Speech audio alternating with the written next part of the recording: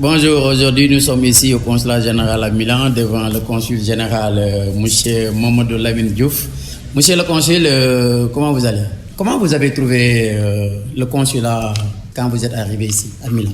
On m'a nommé le 15 juillet 2020 et j'ai pris service au mois d'octobre vers le 4 ou le 5 octobre 2020. Puis quand je suis venu au consulat, c'est vrai que j'avais trouvé beaucoup de problèmes au niveau du consulat concernant l'administration, concernant le matériel didactique, concernant aussi tout ce qui est logistique au niveau du consulat.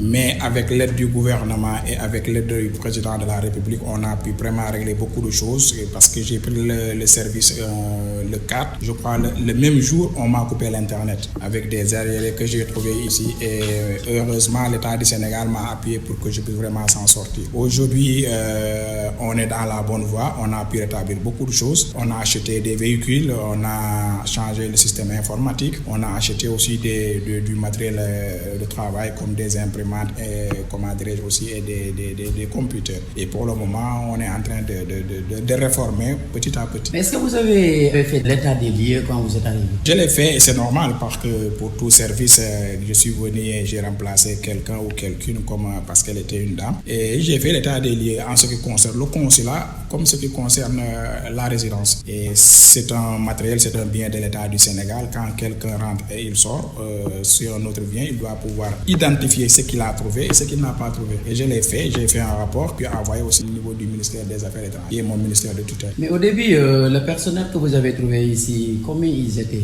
J'ai trouvé un personnel, heureusement, je dirais qu'on a remplacé beaucoup de gens parce que tout le personnel qui était là était un personnel très nouveau. Je suis venu et j'ai trouvé ici, on m'a affecté 5 ou 6 chanceliers qui sont venus de Dakar. Les recrues locaux sont là, ils avaient vraiment entre eux une très grande ambiance, une cohésion. Je l'ai trouvé ici et quand je suis venu ici, j'ai demandé à tout un chacun que nous sommes une famille. Nous sommes une famille parce que sur 24 heures, les 8 heures de temps, on est ensemble ici. Les autres 8 heures de temps, c'est pour dormir. Les autres 8 heures de temps, au moins, c'est pour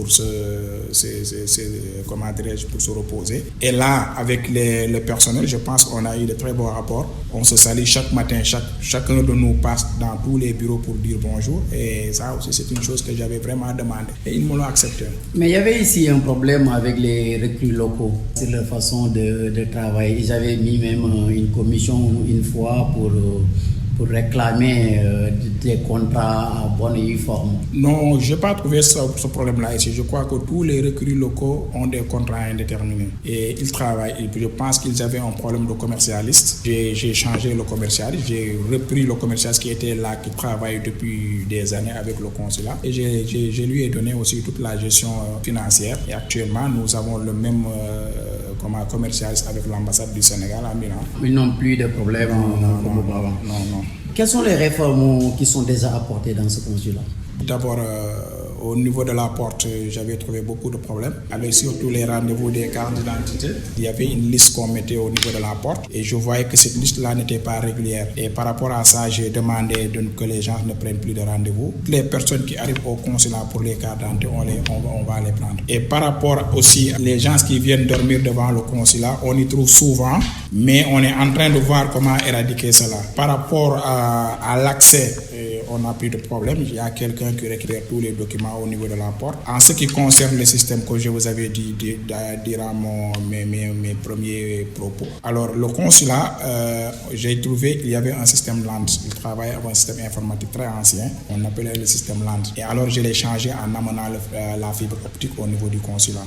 Avec un contrat que j'ai signé avec la compagnie TIP, qu'on va payer durant quelques années. Et là, actuellement, le consulat travaille avec la fibre optique qui n'existait pas. Quand je suis venu aussi, j'ai trouvé même des computers de Windows XP qui sont un système très ancien. Et on a changé tous les computers avec un système très moderne. Par rapport au passeport aussi, les rendez-vous, je les trouvés ici, je les amélioré. Parce que les rendez-vous, c'était du lundi au vendredi. Et quand je suis allé au Sénégal, avec le moment où j'avais fermé le consulat d'1 mois, j'ai constaté que beaucoup de gens ne pouvaient pas prendre des rendez-vous. Ils partaient voir des intermédiaires qui prenaient des rendez-vous pour eux. Par rapport à ça, j'ai demandé à Dakar de ne plus donner les rendez-vous pour le vendredi, pour qu'on puisse permettre à ceux qui ne peuvent pas prendre des rendez-vous de s'inscrire dans les associations. J'ai laissé tous les vendredis pour les associations. Et ça va nous permettre aussi, en tant que personnel, de pouvoir vraiment régler les urgences. Parce qu'à partir du vendredi, les rendez-vous ne sont plus gérés à Dakar, sont gérés effectivement ici. Par rapport à ça aussi, quand je suis allé à Dakar, j'en ai parlé avec le directeur des passeports, que j'ai demandé vraiment de nous aider par rapport à l'Italie, parce que l'Italie est très longue, est très longue du moins, elle n'est pas large. Et par rapport à ça, j'ai demandé au directeur des passeports comment quelqu'un peut payer 200 € ou 300 € pour attendre un document qui coûte 30 €, c'est insensé. Et le passeport, on ne peut pas le récupérer le même jour. On demande aux gens de venir récupérer le passeport 3 jours après. Et 3 jours après, pour récupérer un passeport, c'est compliqué. Et là, j'ai signé encore une convention avec, comment dirais-je, Mailbox pour 15 €. Et toute personne qui réclame, qui voudrait qu'on lui envoie son passeport au niveau de son domicile, on est obligé de le faire. Et là, c'est 15 € par personne. Mais il y a un package de famille. Le package de famille, comment il est constitué. Le package de famille, le premier passeport paye 15 €. Tous les autres passeports qui suivent dans une même adresse payent 5 € pour ne pas permettre au chef de famille de payer 15 € pour 5 ou 6 personnes. Seul son premier passeport paye 15 €. Tous les passeports qui suivent vont payer chacun 5 €. Et donc, on a constaté que vous avez fait beaucoup de réformes dans ce plan-là. Mais j'ai constaté aussi qu'à mon arrivée au consulat général à Porte, l'accueil, il n'y avait pas de filtration, il n'y avait rien du tout. La porte était ouverte et les gens entraient comme sans pour autant être filtrés. Est-ce que sur cette mesure de sécurité, on ne pouvait pas faire quelque chose de mieux? Non, on est en train d'améliorer, mais on est dans une période de pandémie. Et on est dans un pays étranger, et il y avait la police. Et là où on demande aux gens de ne pas se rassembler, on ne peut pas laisser plus de 100 personnes devant la porte. Alors, comme au niveau du 3e étage, on a 2 grandes salles, j'ai demandé aux gens, laissez-les entrer, on va les filtrer au niveau du bureau de la légalisation. Okay. Et là, on va demander à tout un chacun quels sont leurs besoins. Et on va les répertorier en les demandant d'attendre. Parce que si on les laisse tous devant la porte, on est en train de violer la loi italienne.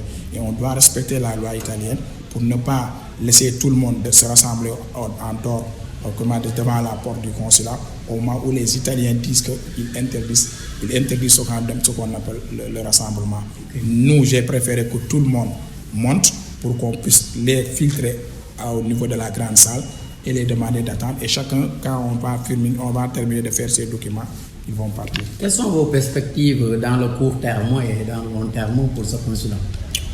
Bon, dans le court terme, d'abord, je voudrais que... je suis en train de réformer tous les documents qui sont en train de se faire au niveau du consulat pour qu'on puisse les informatiser. On a commencé avec le statut de famille, et là, on ne donne plus de numéro de téléphone. Vous venez de voir, ça, je viens d'innover. Parce que je veux d'abord que chacun a ce tampon de baobab pour qu'on puisse identifier qui a contrôlé la traduction. Et là, c'est des choses avec la couleur du baobab, je pourrais savoir. Parce qu'on a des secrétaires bilingues. Plus Mansour qui travaille comme contrôleur de traduction pour qu'on puisse voir qui a contrôlé pour éviter des erreurs. Ça, c'est des projets à court terme. Et là aussi, en dehors de l'informatisation du système informatique, ce que je voudrais faire, c'est mettre au niveau du consulat des caméras pour qu'on puisse voir de surveillance, qui entre, qui sort, qu'est-ce qu'il fait. Parce que souvent, des gens viennent ici avec beaucoup de choses qu'on ne peut pas dire. Et là, il faut qu'on puisse contrôler et savoir qui entre, qui sort. À court terme aussi, je voudrais vraiment que les citoyens qui viennent ici, qu'on les mette à l'aise. Parce que d'abord, si vous allez au niveau des salles d'attente, les gens sont crispés, ils sont stressés, il faut qu'on cherche à les divertir. J'ai prévu de mettre des télévisions pour qu'ils puissent voir. J'ai aussi prévu de mettre des tableaux de signalisation pour donner des indications. Voilà le bureau des passeports, voilà la légalisation, pour que les gens ne peuvent plus demander. À court terme aussi, j'ai prévu de mettre des badges pour qu'on puisse identifier le personnel. En dehors de l'identification des personnels, il y aura aussi d'autres badges pour identifier les prestataires. Parce qu'il y a des gens qui viennent des associations, des régions qui amènent des documents des Sénégalais et il faut qu'on les organise. À long terme, comme vous venez de dire, à long terme, parce que vous constatez, le bureau du passeport et la carte d'identité et la légalisation sont au 3e étage, et ce qui n'était pas normal. Raison pour laquelle notre ascenseur ne peut pas fonctionner, parce qu'on reçoit plus de 100 personnes par jour. Jërëjëf Excellence, ñoo ngi lay sant di la gërëm. Alioune Ba de